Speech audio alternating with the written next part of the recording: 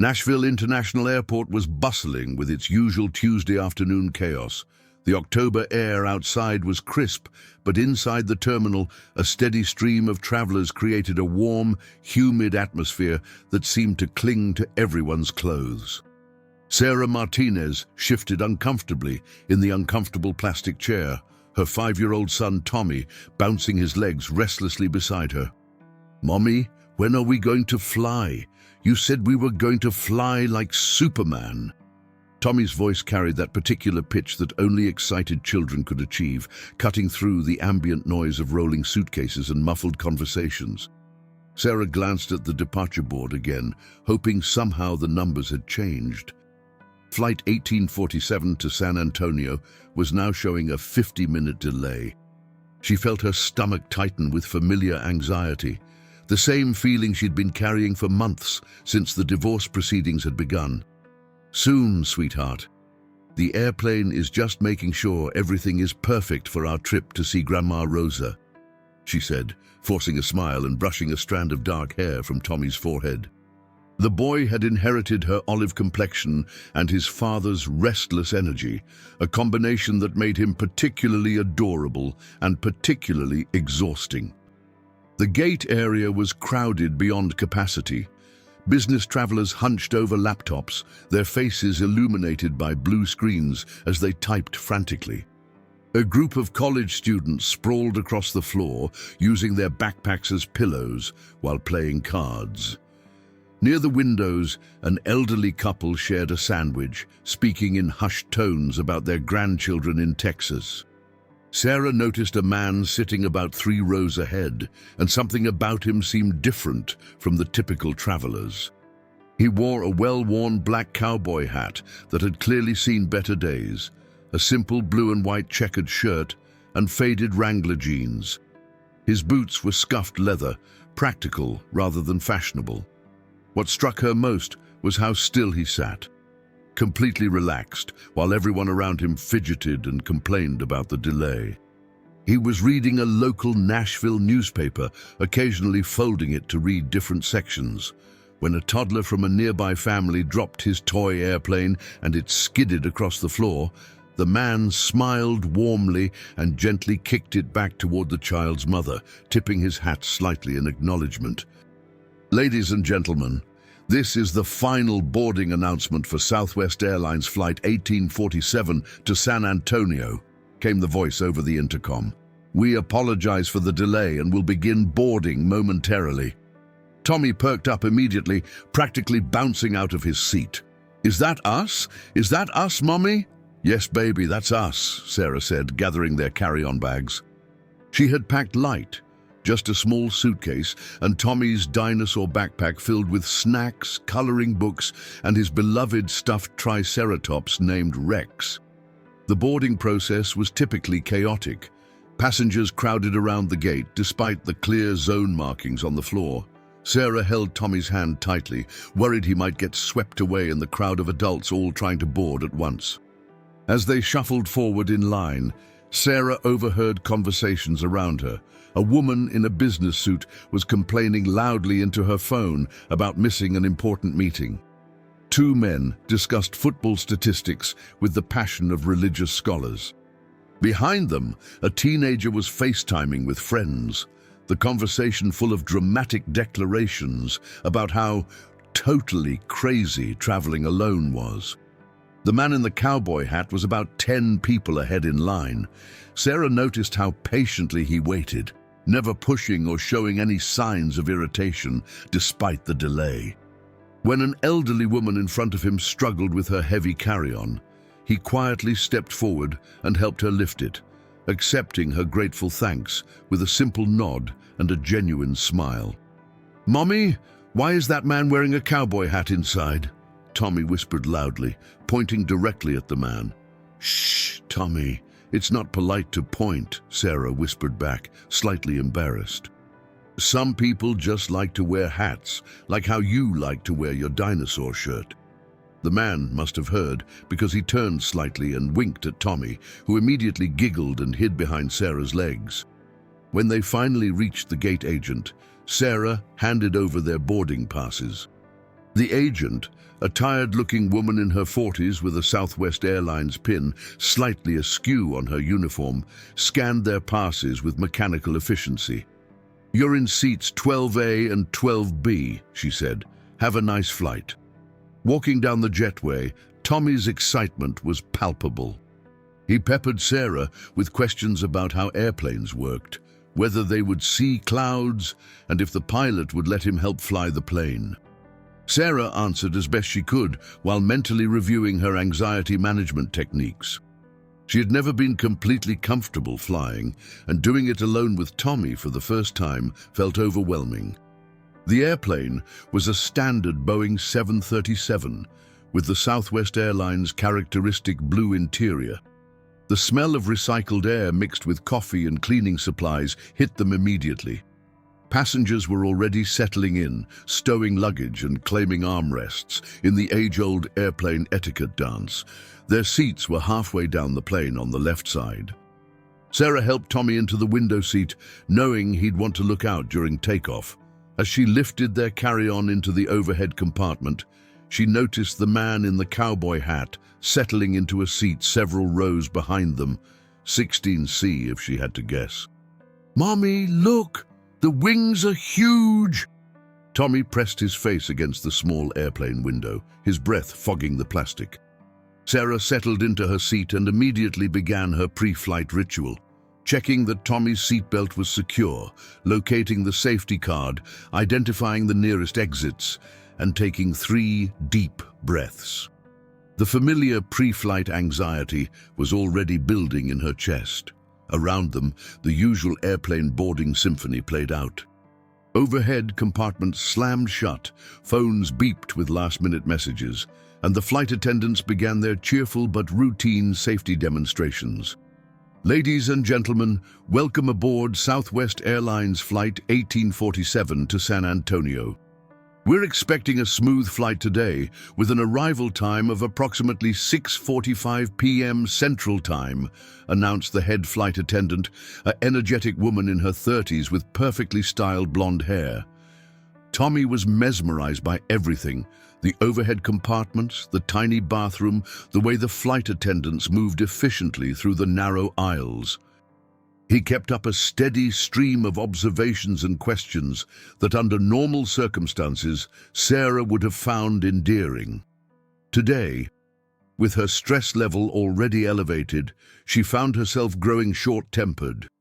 "Tommy, please sit back in your seat properly," she said for the 3rd time as he leaned over her to get a better view of the aisle. "But Mommy, I want to see everything. This is so cool." The man in the cowboy hat, Sarah noticed, was quietly observing the interactions around him. He wasn't reading his newspaper anymore, instead seeming to study the passengers with a kind of gentle curiosity. When a young mother a few rows up struggled to quiet her crying infant, his expression showed genuine empathy rather than the irritation most passengers displayed. The engines started with their characteristic whining sound that gradually built to a steady roar. Tommy's eyes widened with excitement and just a hint of nervousness. "Are we flying now? Are we flying now?" he asked repeatedly. "Not yet, baby. The pilot has to drive us to the runway first, like a really big car on the ground." The taxi to the runway took about 15 minutes, during which Tommy maintained his running commentary on everything he could see through the window. Other passengers were settling into their various flight routines, some pulling out books, others adjusting earbuds, many simply staring at their phones until the signal cut out. Sarah noticed a businessman in seat 14C who kept sighing loudly and checking his expensive watch.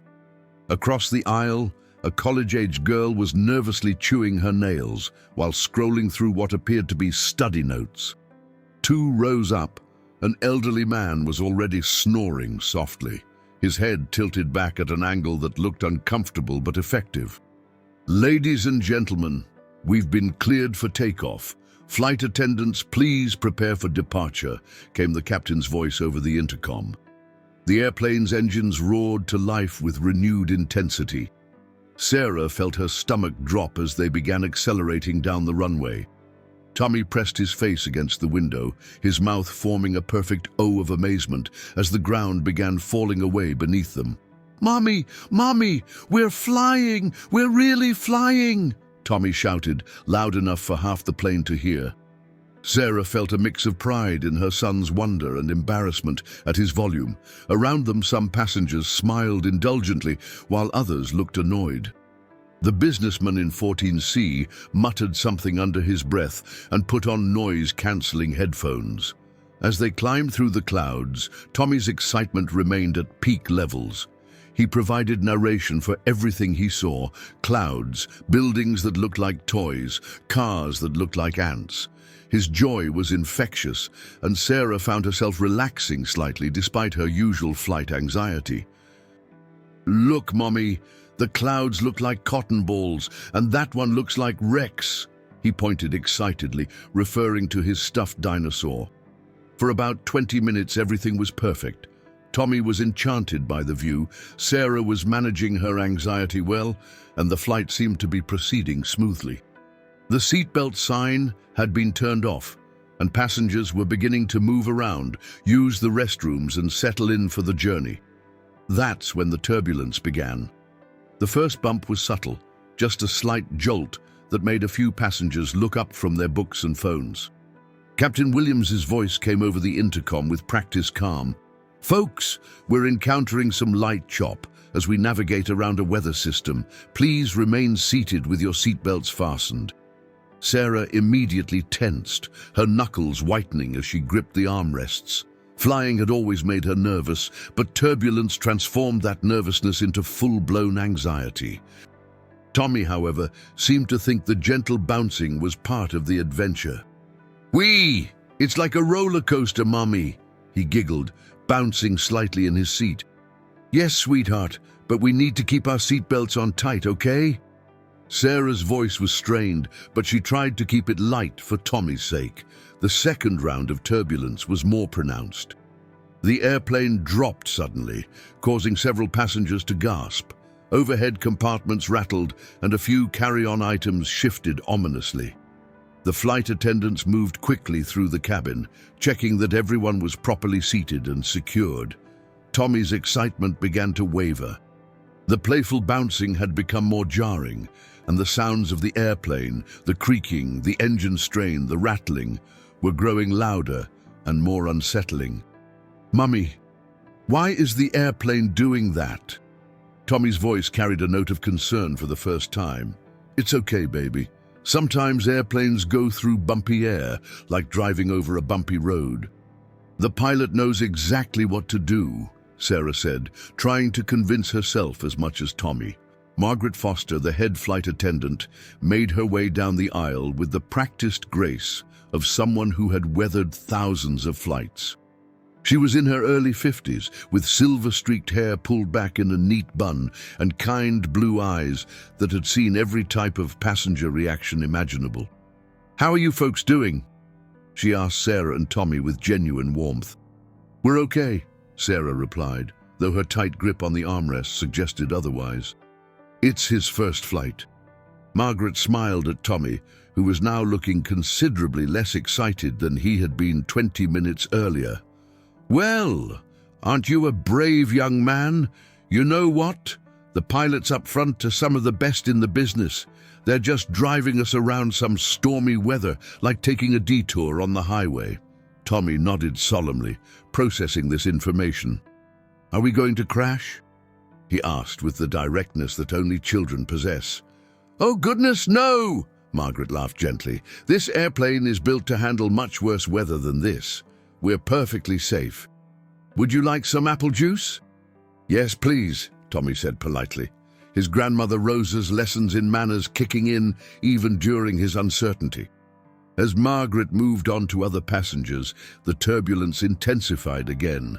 This time, the airplane seemed to drop for several seconds before catching itself. Several passengers let out involuntary exclamations of surprise and fear. Tommy's eyes widened, and for the first time since boarding, he looked genuinely scared. "Mummy, I don't like this," he whispered, his small hand reaching for hers.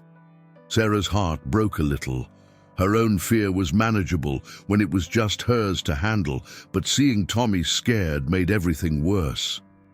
She unbuckled her seatbelt and lifted him onto her lap, holding him close despite the flight attendant's earlier instructions. "It's okay, baby. Mommy's here." "We're going to be fine," she whispered into his hair, which smelled like the strawberry shampoo they'd used that morning in what seemed like a different lifetime. Around them, other passengers were dealing with the turbulence in various ways. The businessman in 14C had gripped his laptop so tightly that his knuckles were white.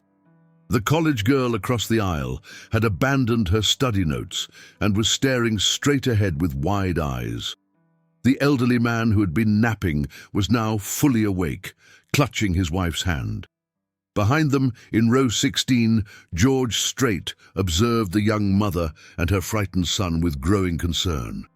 He had been through countless flights, tours, personal travel, family trips, and had experienced turbulence that made this seem mild, but he also recognized genuine fear when he saw it, and more importantly, he understood how a parent's anxiety could amplify a child's terror. George had been a father himself. His son Bubba was grown now, but George could still remember those moments when his child had been scared or hurt, and how desperately he had wanted to make everything better. The protective instinct never truly went away, even when the child wasn't your own. The airplane hit another significant patch of rough air, causing the overhead bins to rattle more violently. This time, Tommy began to cry, not the dramatic crying of a child who wasn't getting his way, but the genuine tears of fear. "I want to go home, Mommy. I want to get off the airplane," he sobbed into Sarah's shoulder. Sarah felt her own tears threatening. She had been so focused on the logistics of the trip, packing, getting to the airport, managing the boarding process, that she hadn't fully prepared for how to handle Tommy's fear. Her own anxiety was spiraling, and she was running out of comforting words. "Shh, baby, we can't get off right now, but we're going to be okay. The airplane is strong, and the pilot is very smart," she said, rocking him gently. Other passengers were beginning to notice the crying child. Some looked sympathetic, understanding that traveling with children was challenging under the best circumstances. Others appeared annoyed, as if Tommy could simply choose to stop being afraid. Robert Chen, a software engineer in his 30s sitting in 10A, turned around with an expression of barely concealed irritation. "Could you please keep it down?" he said loudly enough for several rows to hear. "Some of us are trying to work." Sarah's face flushed with embarrassment and anger. "He's 5 years old and scared. I'm doing my best," she replied, her voice tight with emotion. "Well, maybe you should have thought about that before bringing a kid on a plane," Robert shot back. The comment hit Sarah like a physical blow. All of her insecurities about single parenthood, about making this trip alone, about whether she was capable of handling everything on her own, came rushing to the surface. Tommy's crying intensified, perhaps sensing his mother's distress. That's when George Strait quietly unbuckled his seatbelt and stood up. Diane Patterson, a nurse from Dallas, sitting in 15B, watched as the man in the cowboy hat rose from his seat. She had noticed him earlier during boarding. There was something about his calm demeanor that stood out among the typical harried travelers. Now, as he moved slowly down the aisle during the turbulence, she was struck by his purposefulness. George made his way carefully towards Sarah and Tommy, using the seat backs for support as the airplane continued to bounce through the rough air. He moved with the careful balance of someone who had spent considerable time on moving tour buses and knew how to navigate unstable surfaces. When he reached row 12, he gently touched Sarah's shoulder. She looked up, tears in her own eyes now, holding her sobbing son. "Excuse me, miss," George said quietly, his voice carrying that distinctive Texas drawl that had soothed millions of listeners over the decades. "I couldn't help but notice your little boy is having a tough time. Would it be all right if I tried to help?" Sarah looked up at this stranger, this kind-eyed man in the worn cowboy hat, and saw only genuine concern and compassion. There was something about his presence that seemed to radiate calm. Yes, please," she whispered. "I don't know what else to do." George smiled and crouched down beside their seats, bringing himself to Tommy's eye level. The airplane bounced again, but George steadied himself easily, never losing his balance or his gentle expression. "Hey there, partner," he said softly to Tommy. "I'm George. What's your name?" Tommy peered at him through his tears, hiccuping slightly. "Tommy," he whispered. "That's a fine name, Tommy. You know what? I've been on a lot of airplanes, more than I can count, and I want to tell you something important. This bouncing we're feeling, it's just the airplane dancing with the clouds." Tommy's crying slowed slightly as curiosity began to mix with his fear. "Dancing?" "That's right. You see, clouds are made of water, and when an airplane flies through them, they're like invisible hills and valleys in the sky. The airplane has to go up and down and all around, just like you would if you were riding your bike over hills." George's voice had a quality that seemed to cut through the ambient noise of the airplane, the engine sound, the rattling, even the murmurs of other passengers.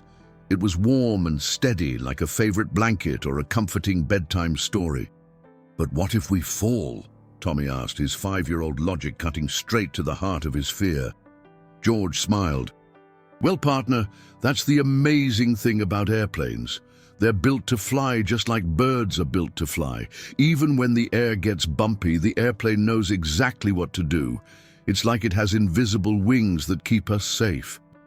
As he spoke, George reached into his shirt pocket and pulled out a small, worn leather keychain. Attached to it was a tiny silver airplane, no bigger than Tommy's thumb. "This here is my lucky airplane," George said, holding it up so Tommy could see it clearly. "I've carried it on every flight I've taken for the past 20 years. Would you like to hold it for a while?" Tommy reached out tentatively and took the keychain. The metal airplane was warm from being carried close to George's heart, and it felt solid and real in Tommy's small hands. "Why is it lucky?" Tommy asked, his tears stopping as his natural curiosity took over. "Well, that's a good story," George said, settling more comfortably in the aisle despite the continued turbulence. "A long time ago, when I was about your age, I was on my very first airplane ride. I was scared too, scared just like you are right now." Other passengers were beginning to pay attention to the conversation. The irritation and impatience that had been building during Tommy's crying began to transform into something else as they witnessed this gentle stranger's kindness. "What happened?" "Udud," Tommy asked, clutching the tiny airplane. "Well, there was a nice lady sitting next to me, kind of like your mama here, and she told me that airplanes were magical because they could take us to see the people we love, even when they're far away. She said that every airplane carries a little bit of love from everyone who flies in it." Sarah felt tears in her eyes again, but this time they were tears of gratitude rather than fear and frustration. This stranger was giving her son exactly what he needed, not just distraction, but genuine understanding and comfort. "She gave me that little airplane and told me that as long as I held it, I would always be connected to everyone who loved me, no matter how high up in the sky I was. And you know what? In all these years, in all these flights, it's never let me down." The airplane hit another patch of turbulence, but this time, Tommy barely flinched. He was completely absorbed in George's story and the feeling of the small airplane in his hands. "Can I really keep it for the whole trip?" Tommy asked. "You bet, partner. And I'll tell you what, if you look out that window right there, I think you might see something pretty special."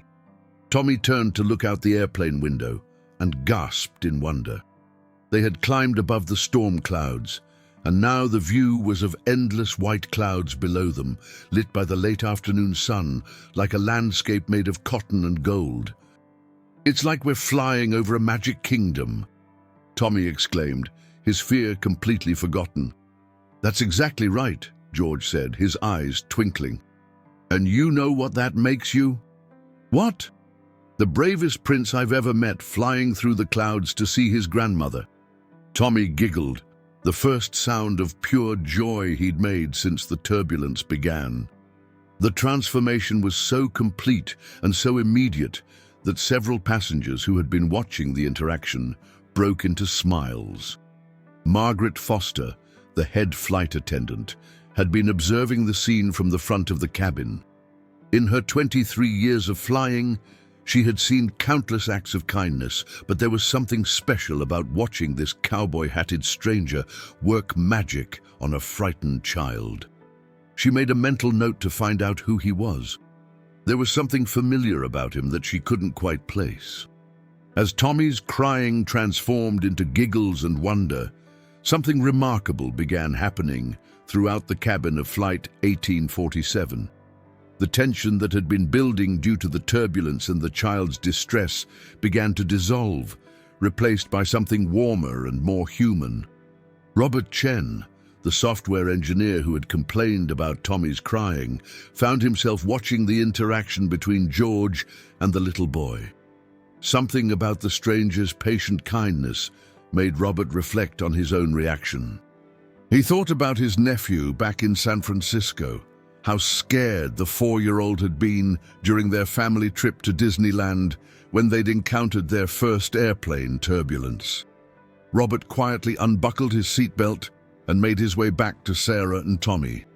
"Hey," he said softly to Sarah, his earlier irritation completely gone. "I'm sorry about what I said earlier. I was out of line." Sarah looked up, surprised by the genuine regret in his voice. "It's okay. I know this is stressful for everyone."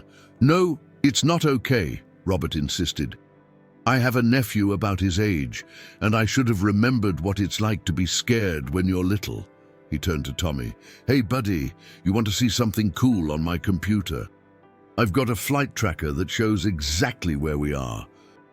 Tommy looked to his mother for permission, still clutching George's lucky airplane. Sarah nodded, grateful for the kindness. Robert opened his laptop and pulled up a flight tracking app. "See this little airplane icon? That's us right there. And this line shows where we're going, straight to San Antonio to see your grandma." "That's so cool," Tommy said, his excitement returning. "Are we really that high up?" 35,000 feet, Robert said. "Higher than the tallest mountain." George smiled as he watched the interaction, then began to make his way back to his seat. But as he passed other rows, more passengers began engaging with each other in ways that seemed inspired by his simple act of kindness. In row 14, Patricia Williams, a retired teacher from Memphis, turned to the young college student beside her, who had been anxiously studying throughout the flight. "Sweetheart, are you all right? You look like you could use a break from those books." Jessica Martinez, a pre-med student at UT Austin, looked up from her organic chemistry notes with tired eyes. "I have an exam tomorrow, and I've been studying for weeks, but I still don't feel ready." "You know what I learned in 40 years of teaching?"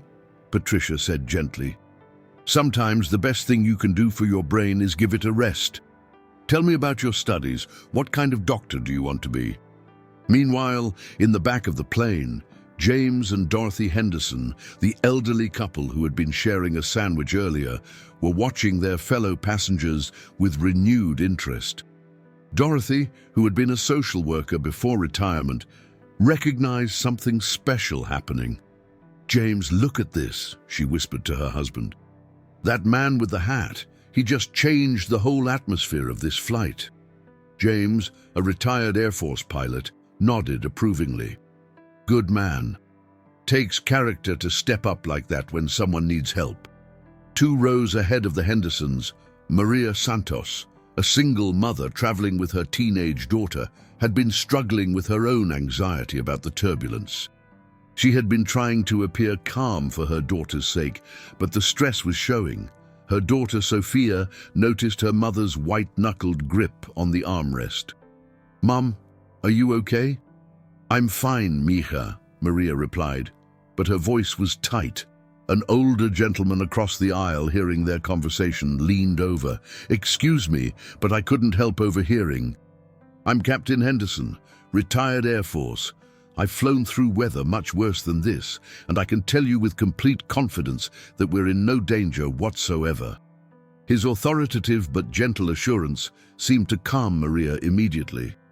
"Thank you," she said, her grip on the armrest relaxing. "I've just never been good with flying."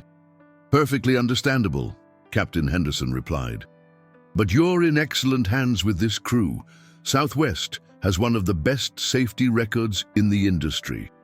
Up in row 8, Dr. Amanda Foster, a pediatrician returning from a medical conference, had been watching George's interaction with Tommy with professional interest.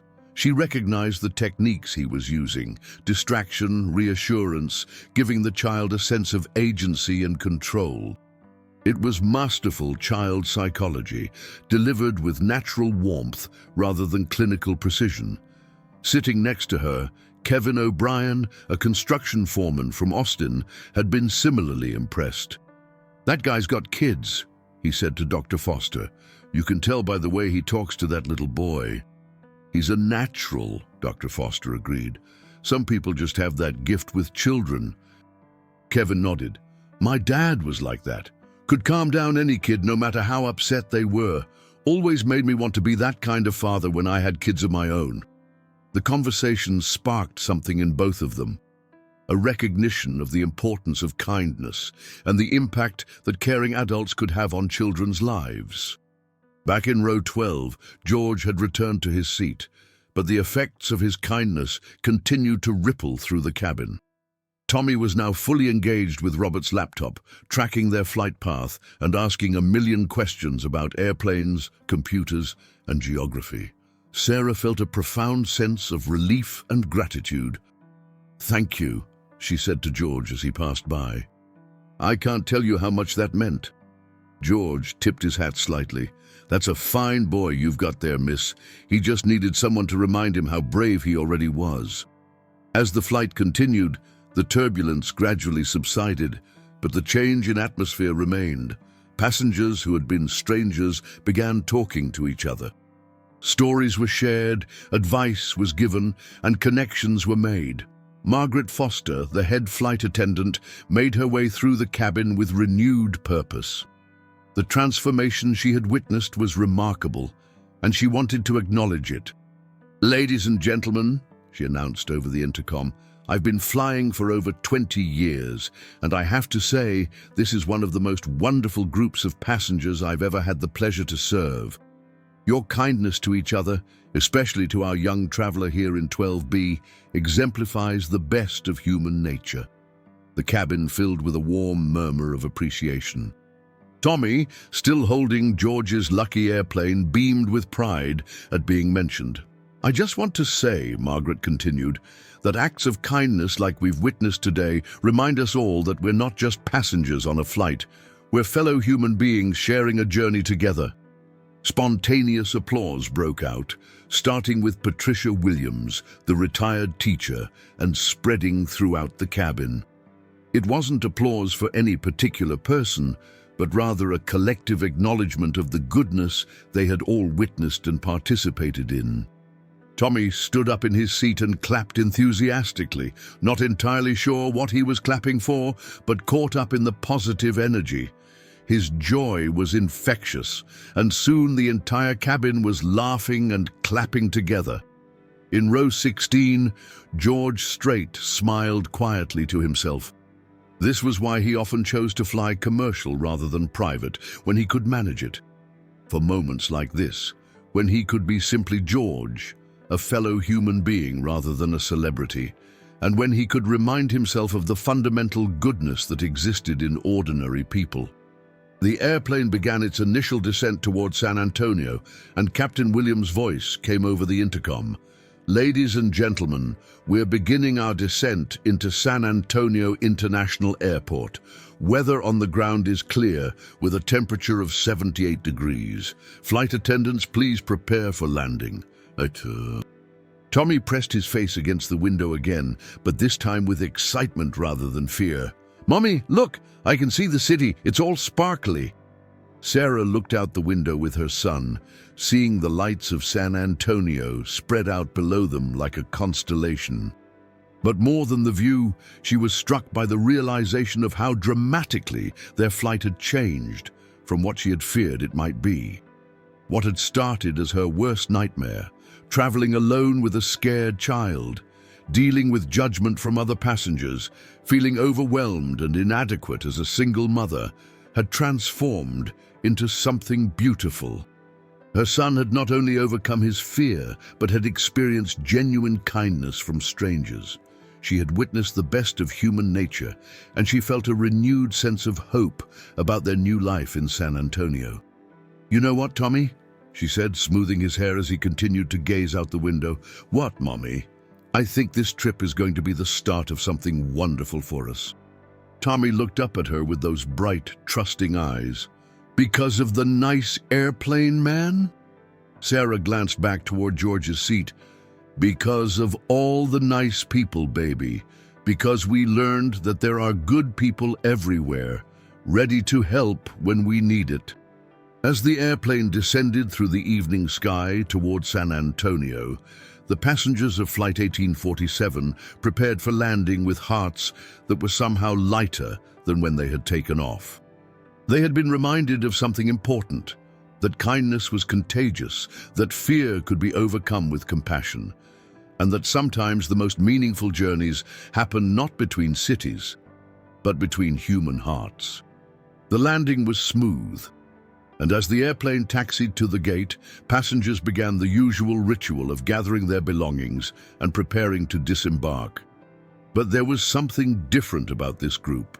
They moved more patiently, helped each other with overhead compartments, and continued the conversations that had begun during the flight.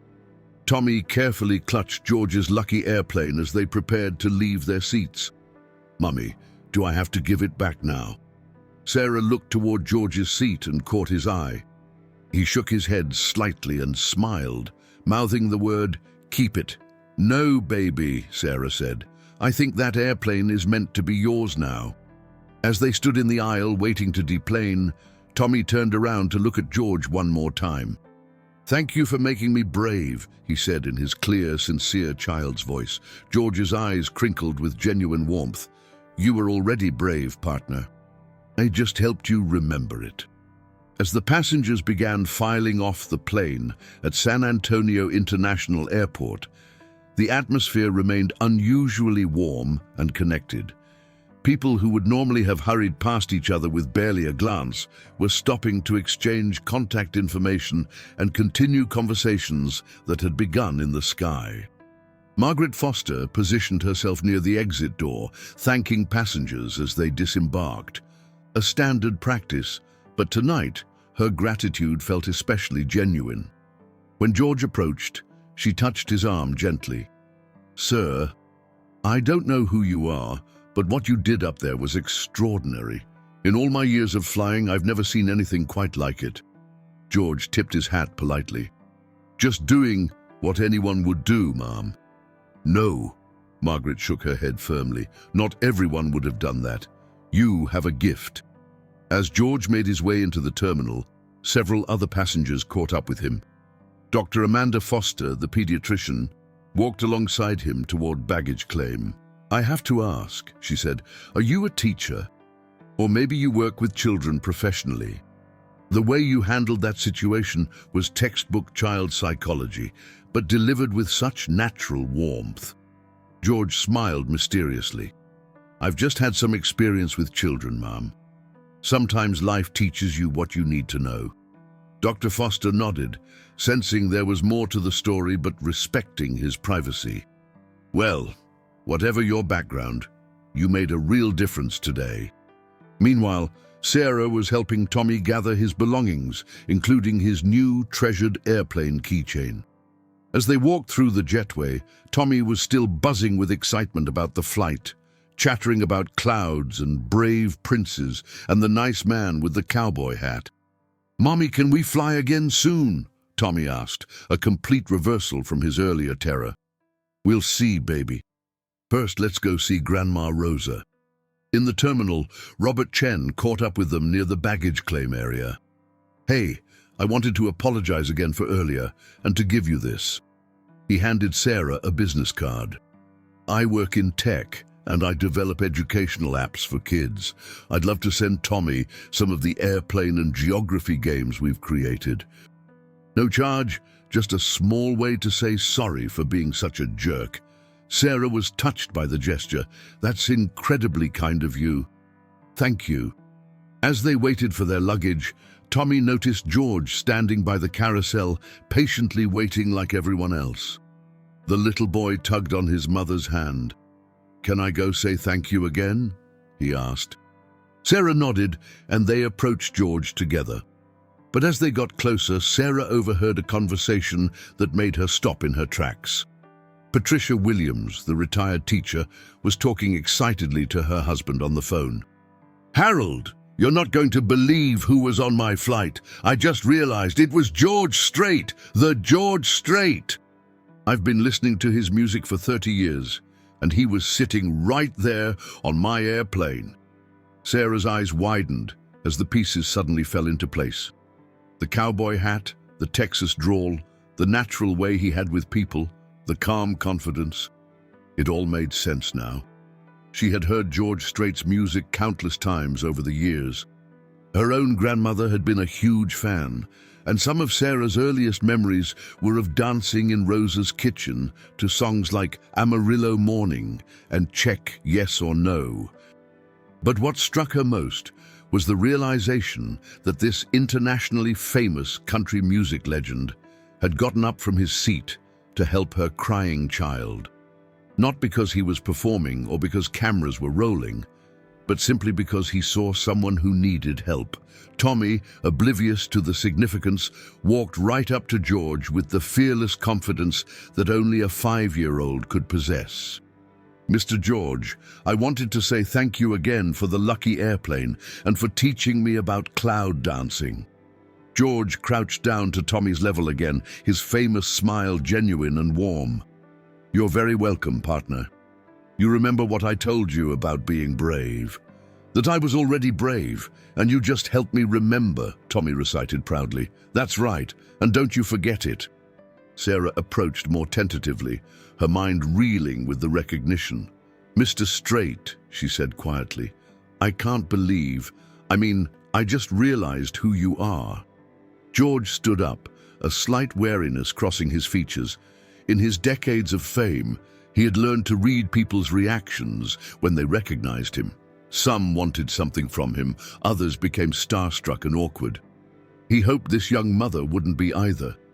"Yes, ma'am," he said simply. "My grandmother Rosa is your biggest fan," Sarah continued, her voice filled with wonder. "She has every one of your albums. She's been playing your music for me since I was Tommy's age." George's expression softened.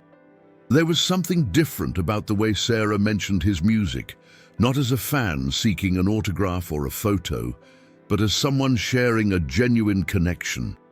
"That's very kind," George replied. "I hope she's doing well." "Actually," Sarah said, then paused, gathering her courage. "Actually, that's why we're here. We're moving to San Antonio to take care of her. She's been sick, and I wanted Tommy to get to know his great-grandmother while he still can." Something in Sarah's voice, the love, the worry, the determination, touched George deeply.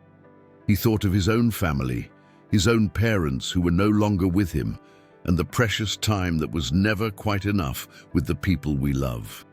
"That's a beautiful thing you're doing," he said sincerely. "Family is everything."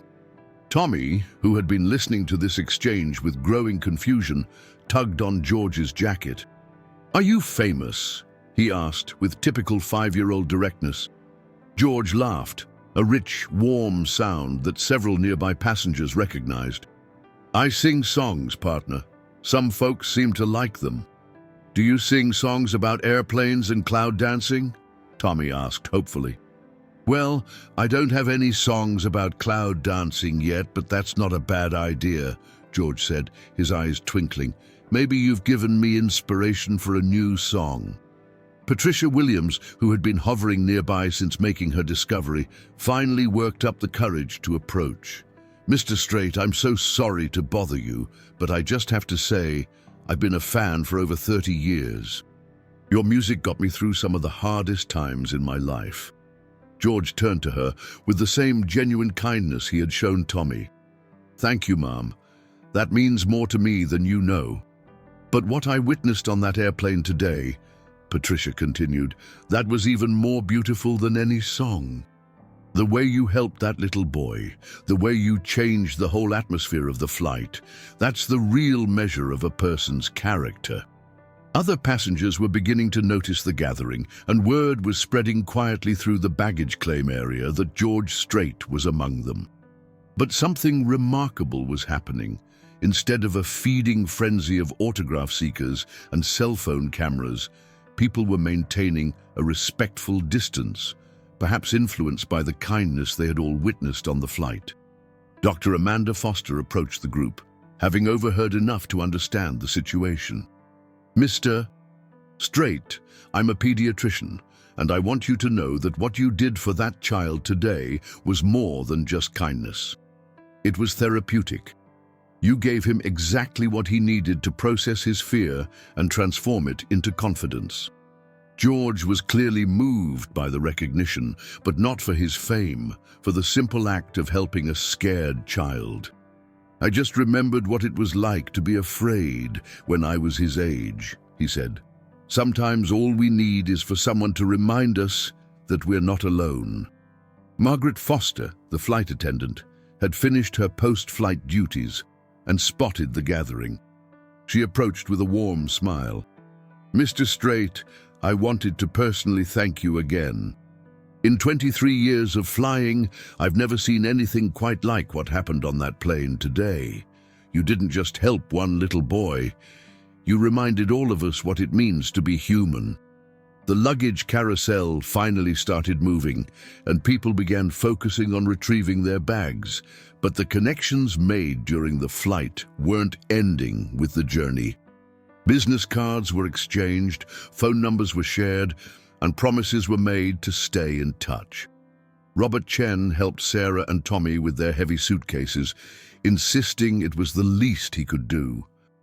Dr. Foster gave Sarah her card and told her to call if she ever needed pediatric care recommendations in San Antonio.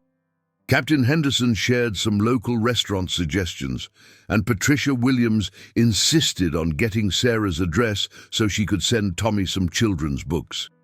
As the group began to disperse, George pulled out a small notebook and wrote something down. He tore out the page and handed it to Sarah. "This is my personal assistance number," he said quietly. "When you get settled with your grandmother, give her a call. I'd like to arrange something special for Rosa." Sarah looked down at the paper, then back up at George with tears in her eyes. "You don't have to do that." "I want to," George said simply. "Music has always been about bringing people together, about healing and hope. Your grandmother sounds like someone who understands that."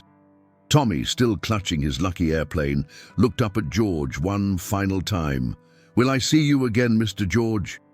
George knelt down and adjusted Tommy's collar with the gentle care of a grandfather. "I'll tell you what, partner. Every time you look at that airplane, you'll remember that you're brave, and every time you see clouds from an airplane window, you'll remember our cloud dancing. That way, I'll always be with you, even when I'm not right there." Tommy nodded solemnly, understanding in the way that children sometimes do that this was a moment he would remember for the rest of his life. As they prepared to leave the baggage claim area, Sarah realized that their flight to San Antonio had become much more than transportation from one city to another. It had been a journey of human connection, of kindness rippling outward in ways that would continue long after they had all returned to their separate lives. "Mr. Strait," she said, stopping him as he headed toward the exit with his own simple duffel bag. "I don't know how to thank you for what you did today." George tipped his hat one final time, his eyes warm with genuine affection. "Just love that boy, and take good care of your grandmother. That's all the thanks I need." As George Strait walked away through the San Antonio airport terminal, he looked like any other traveler, a man in a cowboy hat carrying a worn duffel bag. But the passengers from Flight 1847 knew better. They had seen something rare and precious, a person whose fame had never diminished his fundamental humanity, whose success had never made him too important to help a scared child. And in the days and weeks to come, each of them would carry forward the memory of that flight and the reminder that kindness, like music, has the power to transform ordinary moments into something extraordinary. 3 weeks later, Sarah Martinez stood in the kitchen of her grandmother Rosa's small house in San Antonio, unpacking boxes while Tommy played nearby with toy airplanes, a collection that had grown considerably since their memorable flight. The transition to their new life had been smoother than she had dared to hope, partly because of the connections made during their journey. Rosa Hernandez, despite her 78 years and the cancer that was slowly weakening her body, had embraced their arrival with joy and renewed energy. The little house on Flores Street, with its bright blue shutters and carefully tended garden, had become a haven for the small family. "Mija," Rosa called from her favorite armchair in the living room, where she spent most of her days now. "Did you see the news this morning?" Sarah walked into the living room, wiping her hands on a dish towel. "What news, Abuela?" Rosa pointed to the television with a knowing smile. "They're talking about your airplane ride." On the screen, an entertainment news program was showing footage of George Strait at a recent concert in Dallas. The reporter was discussing something called the Flight 1847 story, which had apparently become famous on social media. "It started with a Facebook post from retired teacher Patricia Williams," the reporter was saying. "She shared the story of country music legend George Strait comforting a crying child during a turbulent flight, and how his simple act of kindness transformed the entire airplane full of passengers." Sarah's eyes widened as she sat down next to her grandmother. The story had taken on a life of its own. "The post has been shared over 1 million times," the reporter continued, with passengers from the flight adding their own accounts of what they witnessed. Flight attendant Margaret Foster confirmed the story, calling it the most beautiful example of human kindness she had seen in her career. The screen showed screenshots of social media posts from various passengers. Robert Chen had posted about learning to be more patient with children. Dr. Amanda Foster had written about the importance of compassion in healing. Captain Henderson had shared his perspective on how small acts of courage create ripple effects. But perhaps the most touching response, the reporter said, came from George Strait himself during his concert last night in Dallas. The footage switched to George on stage, his guitar in hand, speaking to a packed arena. "You know," George was saying to the crowd, "sometimes the most important moments in life happen when you're not expecting them. A few weeks ago, I was on a regular commercial flight to San Antonio, and I met a little boy named Tommy who taught me something about courage." The crowd was completely silent, hanging on every word. This little fellow was scared during some turbulence, and his mama was doing everything she could to comfort him. Now, I've got grandchildren myself, and I couldn't just sit there and watch a child be frightened. So I went over, and we talked about cloud dancing and brave princes and the magic of flying. George strummed his guitar gently. "But here's the thing. That little boy didn't need me to make him brave. He was already brave. He just needed someone to remind him. And you know what? We're all like that sometimes. We all need someone to remind us that we're stronger than we think we are." Sarah felt tears welling up in her eyes as she watched the man who had helped her son sharing their story with thousands of people. "That little boy gave me a gift that day," George continued. "He reminded me that the best songs aren't always the ones you hear on the radio. Sometimes the best songs are the ones that happen between people. The melody of kindness, the harmony of strangers becoming friends, the rhythm of hearts connecting across differences." He began to play a gentle melody that Sarah didn't recognize. I wrote this song for Tommy, and for his brave mama, and for his great-grandmother Rosa, who I'm told is my biggest fan. It's called Cloud Dancing." Rosa gasped and clutched Sarah's hand as George began to sing, "Little boy looking out the window, 35,000 feet above the ground. Storm clouds gathering, airplanes shaking, fear and wonder dancing all around." But sometimes when the sky gets troubled and the air gets rough beneath your wings, you just remember your cloud dancing, and your heart knows how to sing. We're all just cloud dancing through the storms of life, learning how to fly, learning how to shine. When the turbulence comes calling and you don't know what to do, just remember your cloud dancing, and the sky believes in you. As the song continued, Sarah realized that George had somehow captured not just the experience of their flight, but something deeper about life itself, about how we all need reminders of our own strength, how kindness can transform fear into wonder, how strangers can become family in the space of a song. The arena was completely silent when the song ended, then erupted in thunderous applause. But George wasn't finished.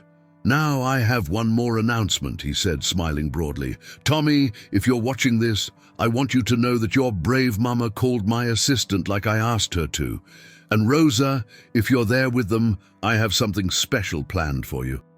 Rosa's eyes were streaming with tears now, her hands pressed to her heart. "Next month, I'm doing a small acoustic concert right here in San Antonio, and I want to invite Tommy and his family to be my special guests. Rosa, I'd be honored to sing for you in person." Sarah turned to look at her grandmother, who was crying and laughing at the same time. "Abuela, he's really going to do a concert for you." "Not for me, mija," Rosa said, her voice thick with emotion. "For all of us. For everyone who believes that music and kindness can heal the world." Tommy, who had been playing quietly during the news segment, came running into the living room, clutching his lucky airplane. "Mommy, was that Mr. George on TV? Was he singing about me?" "Yes, baby," Sarah said, pulling him onto her lap. "He wrote a song about your airplane adventure." Tommy's eyes lit up with wonder. "Can we hear it again?" Rosa reached for the remote with shaking hands. "Let's see if we can find it online, mi amor." As they searched for the video, Sarah reflected on how dramatically their lives had changed since that turbulent flight. The move to San Antonio had been successful beyond her wildest dreams. Tommy was thriving in his new preschool, where his story about the famous singer on the airplane had made him something of a celebrity among the 5-year-old set.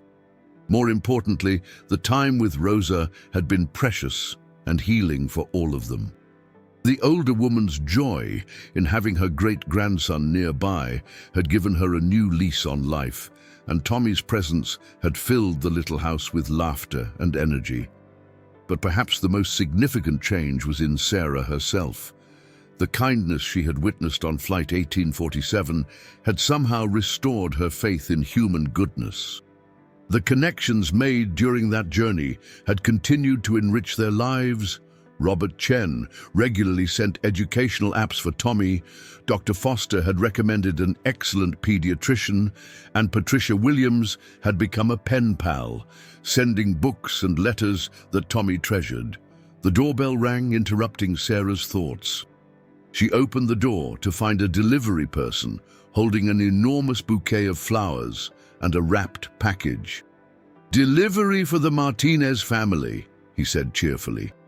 Sarah signed for the delivery and brought everything inside. The card attached to the flowers read, "For Rosa, Tommy and Sarah, thank you for reminding me what music is really about.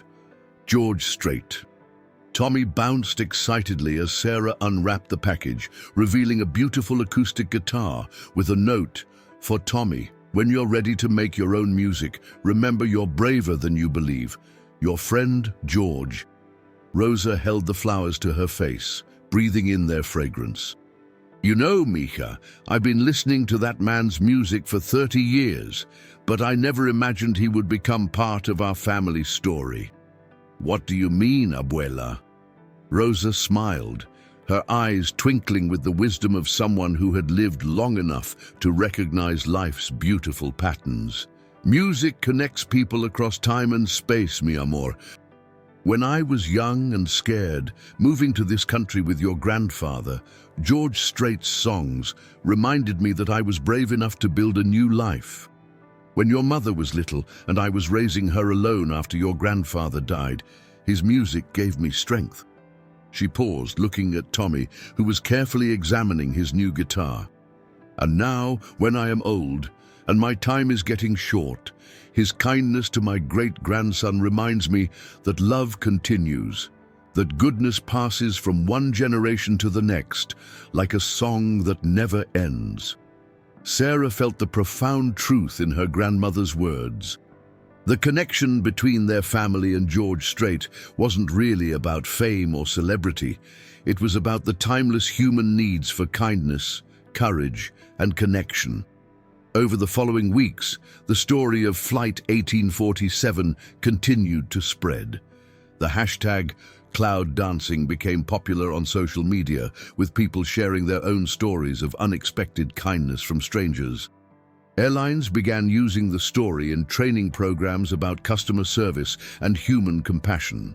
Margaret Foster was promoted to training supervisor for Southwest Airlines, where she used the Flight 1847 experience as an example of how individual actions could transform entire environments. One person's kindness, she would tell new flight attendants, can change the entire energy of a flight.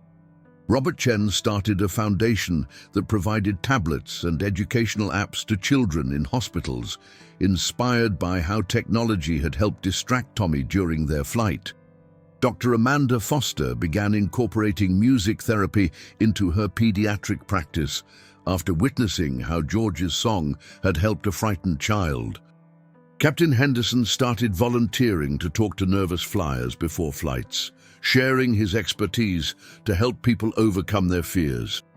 Patricia Williams began a pen pal program connecting retired teachers with children who needed extra encouragement. Each passenger from Flight 1847 carried forward the experience in their own way, creating a network of kindness that spread far beyond that single airplane journey. The night before George's special concert in San Antonio, Sarah, Tommy, and Rosa sat together in the little house on Flores Street. Tommy was strumming his guitar. He had already learned 3 chords and was determined to play a song for George when they met him again. "Abuela," Tommy said, looking up from his guitar, "why did Mr. George help me on the airplane?" Rosa considered the question carefully, as she always did when Tommy asked something important. "Because that's what good people do, mi amor. They see someone who needs help, and they help. They don't think about who's watching or what they'll get in return. They just help because it's the right thing to do. But he's famous," Tommy said, processing this with 5-year-old logic. Famous people don't have to help regular people. The best famous people remember that they're regular people too, Sarah said, smoothing his hair. Fame doesn't make you better than anyone else. It just gives you more opportunities to help.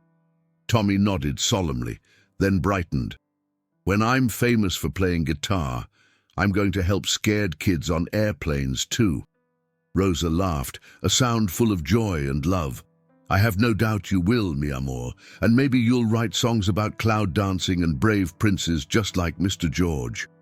As they prepared for bed, Sarah stood in the doorway of Tommy's room, watching him sleep with his lucky airplane on the nightstand and his new guitar propped carefully against the wall.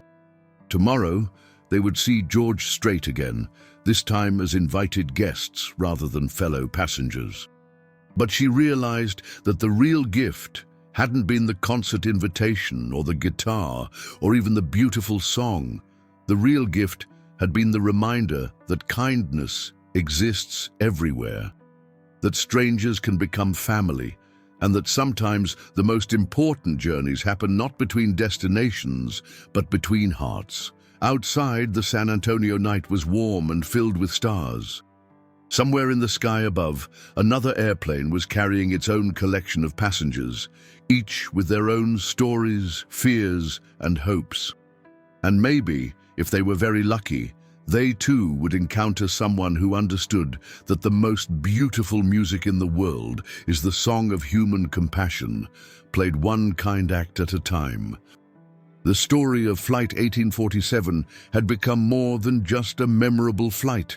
It had become a reminder that in a world that often seemed divided and harsh, there were still people like George Strait who understood that fame and success meant nothing if you forgot how to be kind to a scared child.